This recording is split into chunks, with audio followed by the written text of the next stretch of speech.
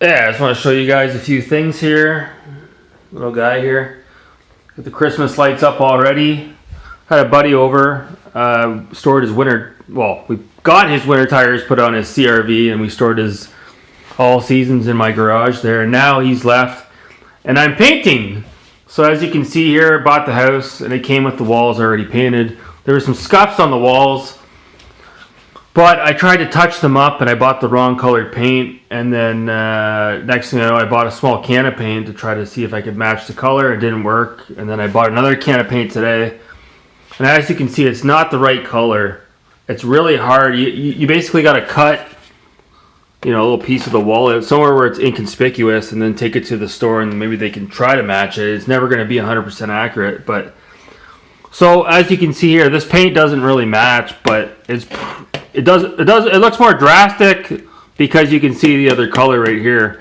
But I'm going to paint this chunk of the wall here with the paint that I have, and then I'm going to paint this chunk of the wall as well, and then it should hopefully blend in and it won't look as drastic. But just wanted to show you guys, that's my pellet stove as well.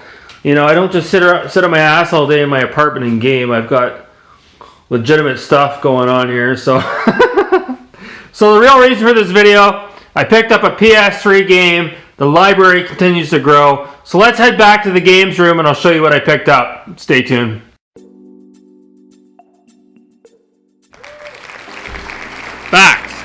Back in the games room. We're getting a little bit festive here. Some interior decorating, if you will. I'm going to change things up over the next few weeks.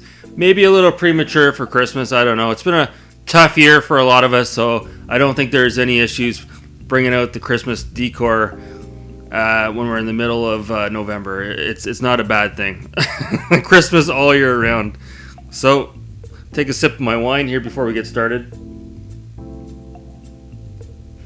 So this is actually, while you're seeing this segment of the video, this is like the next day, and you can see here now that the paint has dried, you can see it blends in much better. It's not perfect, but it is good for now.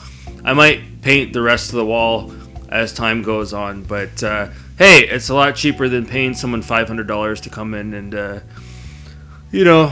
do something that you could do on your own pretty much. So for any of you guys out there and gals that are looking to purchase a home, just keep in mind when you buy a home, it's much like a car. You have to upkeep it, and you can't just let it sit there while you watch TV and play your games. The house will start to deteriorate, and then you'll have many more problems. So I'm sure, Marcus, you can attest to that. So what I want to talk about today, I guess the title of this video, we'll put it as play what you like, not what people tell you to like. And the reason why I bring that up, I've been playing it. Anyone that follows me on Twitter, I've been posting pictures about this recently. I went back to the well and I've been playing The Evil Within on the Xbox 360. Now, I bought this game a couple of years ago and I didn't mind it, but I kind of got into, there's 15 levels in the game, stages if you will, and I got to level 6 and I just sort of tapered off and I stopped playing it. I don't know. I got a lot of other games I was playing around that time when this game came out around 2015. And so yeah, like I said, recently I posted a video, I think it was my top 5 creepiest games in my games collection, and I overlooked this one. And I gotta say, this is probably the creepiest game in my collection.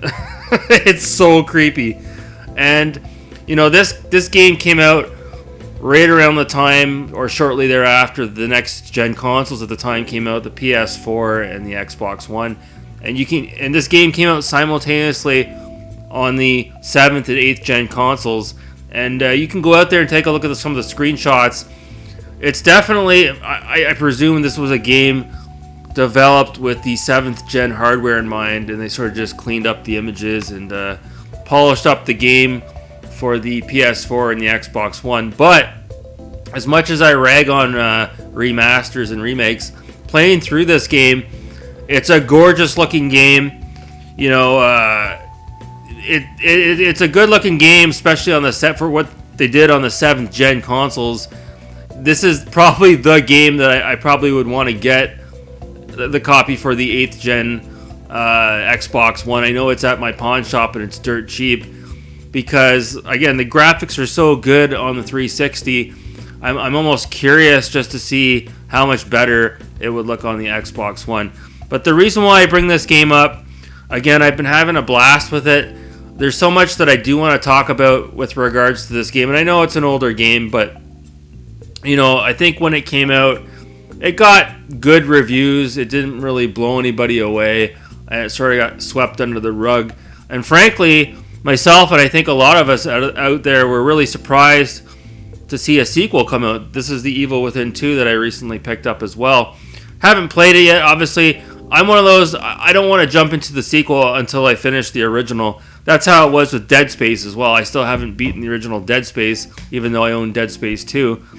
But one of the lead programmers or designers, or the head honchos behind The Evil Within, was one of the original guys that worked on Resident Evil 4. Now, Resident Evil 4, to me personally, this is where the series kind of went downhill. I always preferred the fixed camera angles and the pre-rendered backgrounds. And I even have on the PlayStation 2 Resident Evil Code Veronica X, which I haven't got far into, but it is pretty good from what I played. And I even have Resident Evil Origins Collection. Now, this is the European version with the alternate box art, and this is a good one as well. But yeah, I don't know. Resident Evil 4 never really did it for me. It was kind of gimmicky. I don't know. It's not a bad game, don't get me wrong, but it's just I find it's the weakest of the RE titles, and that's why I haven't really been interested in these remakes, the RE2 and the RE3 remakes. As much as everybody wants to praise those remakes, I would have much preferred Capcom going back and remastering RE2 and RE3, just like they did with the original Resident Evil when it came out on the GameCube. That's how you do a remaster. So we're getting a bit off topic here. But anyways, with The Evil Within, things I do enjoy about it, you've got these nice bite-sized levels, and once you get done the level, it's a stage clear, and then you move on to the next stage. And when you start the next stage, you get this nice title font that rolls across the screen, and it always has a nice catchy title for the level that you're on. Like the one I'm on right now, I think it's called the Cruelest of Intentions. So it's obviously a ode to the movie, I would presume, Cruel Intentions. But I think I'm on level 9 right now out of 15, so I'm inching my way further to the end of the game. Ammo is plentiful in this game. I'm playing it on easy, and the difficulty is just perfect. And the reason why I bring that up is because here's an example of a game that I really wanted to enjoy. I can see the potential in it. I can see the redeeming qualities. I can see why people love this series. Dark Souls, I'm sorry, maybe I just suck as a gamer. This game is just way too fucking difficult. Maybe I don't understand the gameplay mechanics, but I'm just stuck at one part, probably close to the beginning of the game, and I've tried it at least 15-20 times and I can't get by it. Extremely frustrating. But The Evil Within, the difficulty is just perfect. Like, there's just enough ammo. You'll die maybe 5 or 6 times on a level, and then the 7th time something will just click, and then you'll be able to get through. Each level has a boss at the end as well, and it's not like overbearing.